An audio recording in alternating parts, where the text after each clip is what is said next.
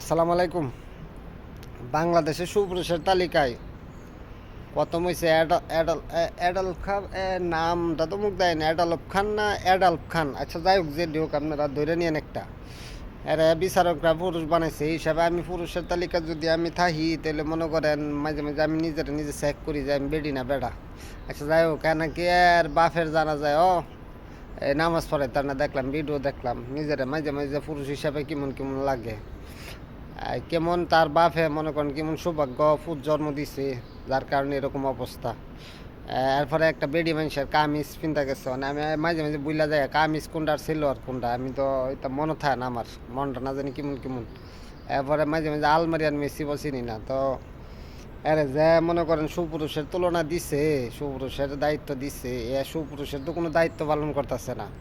আমরা ইজ্জত মিজ্জত সব দালাইতেছে পুরুষের। মাঝে মাঝে আমি নিজের চেক করি যে আমি পুরুষ না বেডি মানুষ।